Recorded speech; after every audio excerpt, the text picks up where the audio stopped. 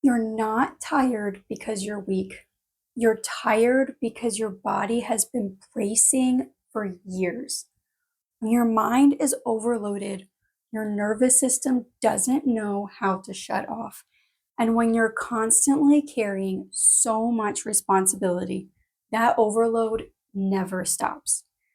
God designed your body to rest. But when you've lived in survival mode long enough, even rest can feel unsafe.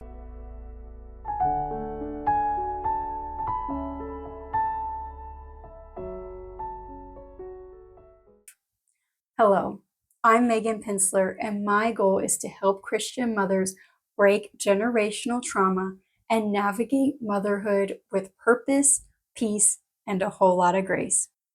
As mothers, we often carry what no one else sees: the meals, the meltdowns, the permission slips, the scheduling, the emotional regulation. The tabs in our minds never really close. Even when our bodies stop moving, our nervous systems are still bracing. It's no wonder we feel so exhausted, but also wired. Here's a few examples you might recognize. You remember everyone's snack, but you forget to eat lunch yourself. You lie in bed at night, absolutely wiped, but your brain won't stop replaying the to-do lists. You snap over something tiny, a sock on the floor perhaps, and then feel crushed by guilt. If any of these sounds familiar, you're not alone. Here's the thing: the mental load isn't just overwhelming, it's physiological. It's not just the to-do list, it's the carrying of everything. You're carrying the logistics, the emotions, the just in case planning, the birthday reminders, the grocery gaps, the appointments, the behavioral concerns. You're carrying everyone's needs in your mind and body all the time. And the hard part, it's not always conscious. You wake up thinking, I'm going to manage everyone's emotions today. And it's just what you do automatically, instinctively, because you care. But that care can become an invisible weight you're not meant to hold alone. The mental load is often called invisible labor. You don't clock in or clock out. No one notices unless it doesn't get done. And while both parents may feel the pressure, the emotional and mental weight often falls more heavily on women, whether it's noticed or not. Whether it's because of upbringing, cultural expectations, or family dynamics, you become the manager of everything.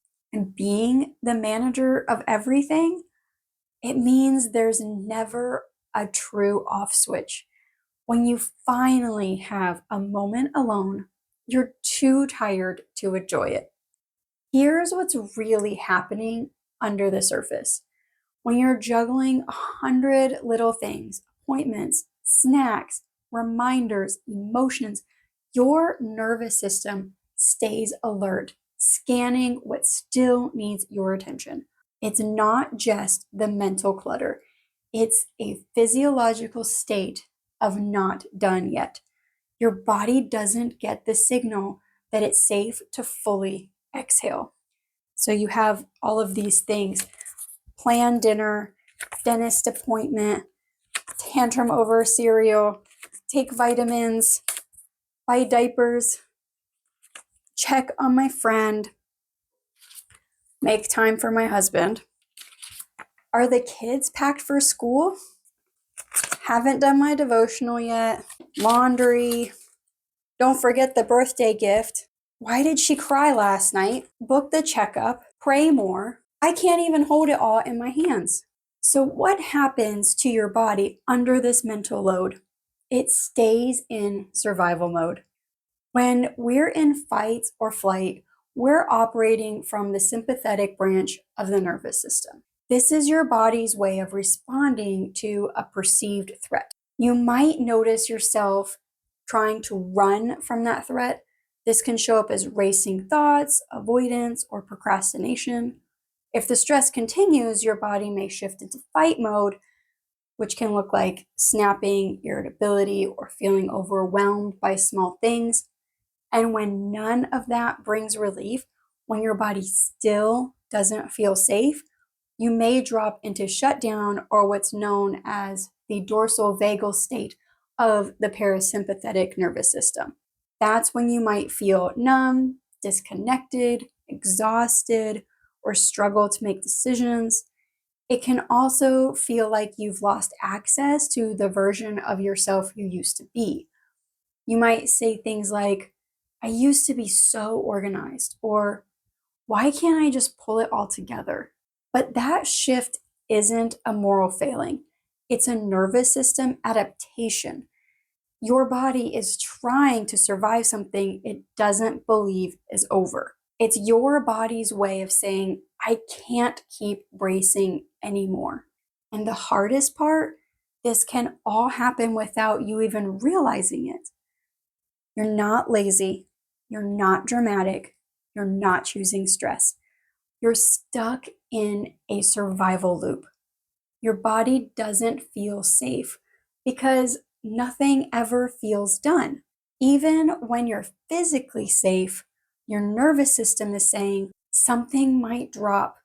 Someone might need me. I can't let go yet.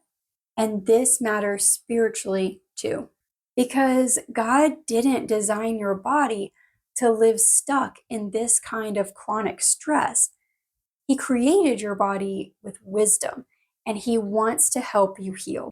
He invites you to loosen your grip and give your concerns to Him, not because the responsibilities disappear, but because He never meant for you to carry them alone. God designed your body with rhythms. Even Jesus stepped away to rest. He didn't carry every burden at every moment. You're not glorifying God by running yourself into the ground. Burnout isn't a badge of honor. God delights in your peace. The Sabbath wasn't just a religious rule, it was a nervous system regulation rhythm before we had the science to explain it. Psalm 23, verses 2 through 3 say, He makes me lie down in green pastures. He leads me beside quiet waters. He refreshes my soul. That refreshment, that rest, that's worship too, and it's for you. Now, I know you can't magically drop the mental load overnight, but you can support your nervous system daily. You don't need an hour of silence to reconnect. While that is fantastic, sometimes nervous system support looks like taking one intentional breath before opening the fridge, sitting in your parked car for 30 seconds before going inside, whispering, God, I need you, in the middle of the mess. These small moments rewire your body's sense of safety over time. Here are some simple, powerful things you can also try. 5 to 8 breathing. Inhale for a count of 5, hold for 2, and exhale for 8. It slows your heart rate and signals safety. Body scan. While you're doing dishes or folding the laundry, mentally scan from your head to your toes and just notice what's tense or calm. Lie on the floor for 3 minutes and breathe. 3 to 5 minutes of controlled breathing can actually change your blood oxygen levels. Verbal safety cues. Say out loud, I am safe. Or if you're with your kids, we are safe. God is here with me. I can give it to Him because He can take care of it. Psalm 26:10, be still and know that I am God. Repeat it slowly, one word at a time. Let it settle in. Invite Jesus into the chaos. You don't have to fix the mental mess. Let Him into it. He already knows. He knows how and when to help. You don't have to strive, just invite Him in.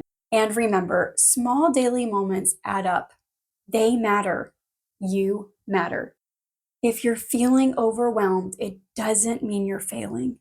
It doesn't mean you're broken. It means your body is carrying too much with too little support. And that's something we can work with. First Peter 5:7 says, "Cast your worries onto God, for he cares for you."